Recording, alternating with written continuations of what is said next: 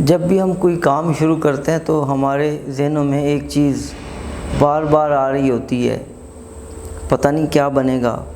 پتہ نہیں کیا ہوگا، یہ کام کیسے ہوگا، ہو سکے گا بھی یا نہیں۔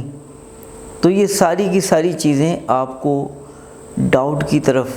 تذبذب کی طرف لے کے جا رہی ہوتی ہیں، اور آپ کے ڈٹرمینیشن اور عزم کے اندر اس کی وجہ سے بہت ہی زیادہ کمزوری آ رہی ہوتی ہے۔ تو اس میں جو ہمیں شریعت حکم دیتی ہے، شریعت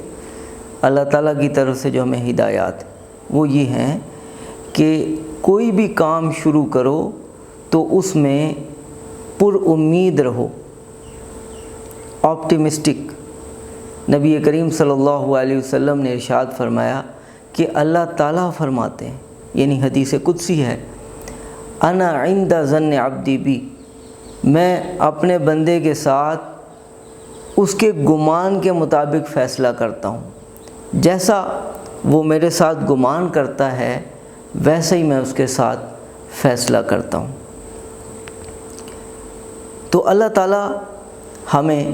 اس بات کی رہنمائی فرما رہے ہیں کہ ہم نے اللہ تعالیٰ کی ذات کے بارے میں اچھا گمان رکھنا ہے اور پر امید رہنا ہے، تذبذب میں، شک میں، تردد میں نہیں رہنا، اپنے آپ کو پر امید رکھیں۔ اس پر امید رہنے سے آپ کے عزم، آپ کے حوصلے کو بڑی تقویت ملتی ہے۔ آپ جو کام بھی کرتے ہیں اس میں پھر آپ کو ایک حوصلہ ہوتا ہے، تو چیزیں آپ کے گرد اٹریکٹ ہو رہی ہوتی ہیں۔ یہ ایک باطنی اصول ہے، جب آپ حوصلے کے ساتھ ہوتے ہیں، آپ پر امید ہوتے ہیں، تو چیزیں آپ کی طرف کشش کر رہی ہوتی ہیں، اٹریکٹ کر رہی ہوتی ہیں۔ اور جب آپ تذبذب میں ہوتے ہیں، آپ شک میں ہوتے ہیں، تو چیزیں بھی آپ سے دور بھاگ رہی ہوتی ہیں، منتشر ہو رہی ہوتی ہیں، بکھر رہی ہوتی ہیں۔ تو ہمیشہ جب بھی کسی کام کے لیے نکلیں، کسی بھی کام کا ارادہ کریں، تو پھر اس میں پر امید ہو جائیے کہ اللہ رب العزت اس معاملے میں میرے حق میں بہتر فیصلہ فرمائیں گے، اور مجھے آگے چلنا ہے، اور آگے مجھے راہیں مل جائیں گی۔ اور یہی پر امید رہنا، یہی اللہ تعالیٰ کی ذات پر توکل اور بھروسہ ہے کہ بندہ اسباب پر یقین نہ رکھے،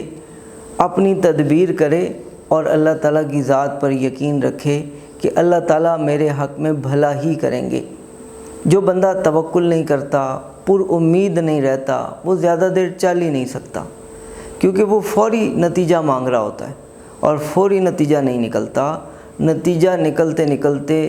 محنت لگتی ہے، سالوں لگتے ہیں، اور بعض اوقات بعض بڑے کام ہوتے ہیں تو اس میں زندگیاں لگتی ہیں،